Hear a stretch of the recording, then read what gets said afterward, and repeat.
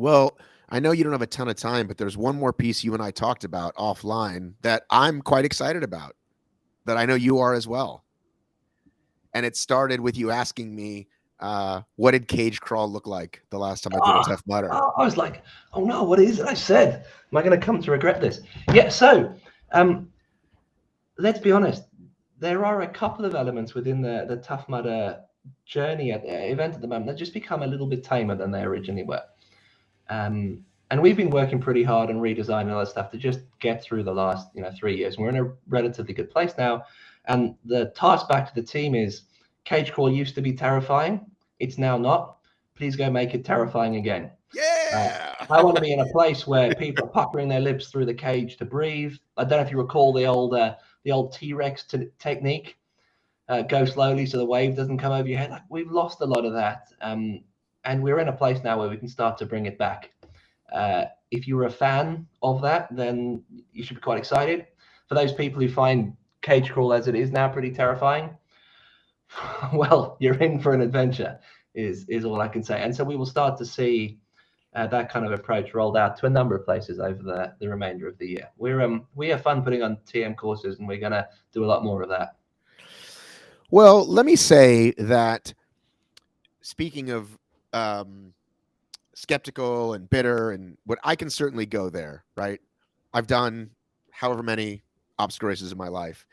And honestly, I can, like, Sean can bring me right to earth, right? I show up for the start and I hear Sean, and then I can make that decision, right? Like, you know what? I'm not going to do cage crawl this time. I've done it 100 times. I'm not going to do EST. I've been shocked too many times. And then if I really like take a moment and go, well, like, do you want to overcome your fears today? Do you want to maybe? And so I did that this last time around. Um, and there's been times over my TM career where I've not done that. And so for this time, I had a friend who said he didn't want to do, he said, there's one thing he didn't want to do. And I said, which one? And um, he said, um, Oh yeah, what, Matterhorn. he said he didn't want to do Mutterhorn. And I was like, okay. I said, I'll do that one with you. And then we got to cage crawl, and he said, I don't want to do that one. And I said, let me walk you through it, because this one used to scare me too. And so we did it together, and we went on, and I didn't think much about it. And then you said to me, I had no idea this was what you were going to say to me on the phone. You said, Matt, what was cage crawl like? And I described what I just told you. And then I said, I think I know where you're going. I remember when I was so scared because I literally had to like suck the top for air, and it was a terrifying obstacle. And you're like, I want to bring that back. And I was like, cool.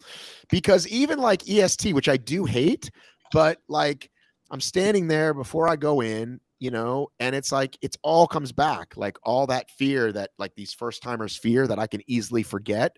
And that it's what you said.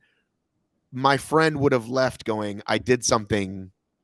My friend might have left with a different experience, just like I left with a different experience because I did do EST again. And it's that emotional connection, right? What do you and your friends talk about over beer afterwards? If you've been really scared together and come through it, and you've really felt that emotion, you talk about it a lot. If you just waddle through it, right, it's a wall. No one's like, oh, we climbed over that 4 foot wall together and we're buzzing, right? You're like, oh. So we've got to make sure that our obstacles elicit that full emotional experience from people, and we're going to dial into that a little bit. Love it. You say that now. I look forward to watching you go through. In fact, you know what? I will come through cage crawl with you when we are next on an event site together. Well, I'm assuming that's Yorkshire. It may well be. I mean, that's the next one I'm going to be at. What's the next one you're going to be at? Well, I mean, as long as you pay for it. Otherwise, how are we going to afford to get there?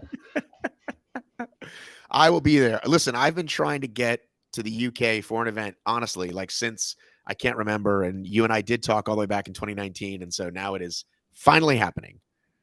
You're in for a treat. It's going to rain and be miserable, by the way. So probably. Well, I will. Well, I will get bring it to. back in. I will get to put these words into action when I wake up that morning and it's pissing rain and I'm miserable and I'm like, oh God, I got to say, I got to do this. That's right, though. The bacon is better. So when you do turn up for a bacon roll, you can't be giving me that face. Turkey bacon is not a thing. That's something else. Under my watch, the quality of bacon at World's Toughest Brunch is going to go up. Okay, good. That's a big thing. That's a very Yeah. big thing. All right. Is that it? Is that all we got? Yeah, I treat you too well as it is, Matt. Hey, you made it to the end. Isn't that weird when people say that? I don't know. I just felt like saying it. You made it to the end. Anyway, that is actually the end of the interview that I did with Giles, but we've got a lot more coming up, including some event location changes and also some World OCR stuff that you've been hearing about. So stay tuned. Keep it here. Go ahead and subscribe. Hit the gosh darn subscribe button. I know people ask you all the time, but it does mean a lot. Subscribers go up, views go up, feeds more people, algorithm stuff, views, eventually money to me, maybe, sure. Okay, love you, miss you, mean it. I have got to run.